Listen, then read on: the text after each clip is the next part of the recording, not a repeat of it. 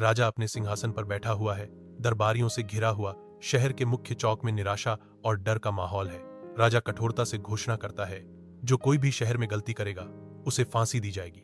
दिन की आपाधापी के बीच मेहराब का निर्माण जारी है, जिसमें राजमिस्त्री और इंजीनियर इसके निर्माण पर सहयोग कर रहे हैं। देखने वालों को पता नहीं है, इंजीनियर के मार्गदर्शन में सूक्ष्म त्रुटियां और राजमिस्त्रियों का लापरवाह काम आर्क की संरचनात्मक अखंडता को खतरे में डालता है। चाप कमजोर हो जाता है।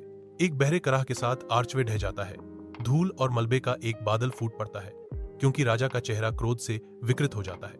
मेसन और इंजीनियर एक दूसरे पर आरोप लगाते हैं, जबकि मंत्री गहरी खामियों का सुझाव देते हैं।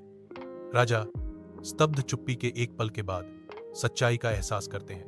राजा अपना भाग्य स्वीकार करता है। फांसी का फंदा तैयार करो, मैं अपना दंड स्वीकार करूंगा। राजा को फांसी दी गई। एक उदास भीड़ राजा के कानून का पालन करती है। शहर पर गहरी शांति छा जाती है। शहर के चौक के हृदय में चेहरे प्रत्याशा से चमक रहे हैं, क्योंकि भीड़ एक नए राजा के चुनाव के लिए इकट्ठा होती है। एक बच्चे की आवाज आशापूर्ण बड़बड़ाहट को चीरती है। राजा को शांत और मधुर होना चाहिए, तरबूज की तरह। बच्चे की मासूम बुद्धिमत्ता से प्रभावित होकर लोग सहमत हो जाते हैं।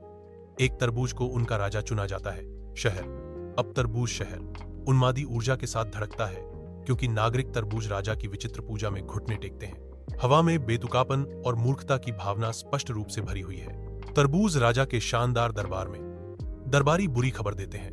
उनकी आवाजें तरबूज थीम वाले हॉल में गूंजती हैं। दरबारियों के शब्द एक भयानक तस्वीर पेश करते हैं। फसलें खराब हो रही हैं। लालची खरबूजे, मक्खियां और अजीब शगुन जो राज्य की स्थिरता को खतरे में डालते हैं। तरबूज राजा अपने सिंहासन पर बैठे हैं, अपने निर्णयों के भार से अभिभूत हैं और फुसफुसाते हैं, मैं फैसला नहीं कर सकता। मुकुट का भार भारी है। रात में तरबूज शहर छाया गलियों को निगल जाती है, जहां निराशा और गहरा हास्य आपस में जुड़ जाते हैं। तरबूज राजा के अत्याचारी शासन के तहत नागरिकों के चेहरे परेशानी और शक्तिहीनता का मिश्रण दर्शाते हैं।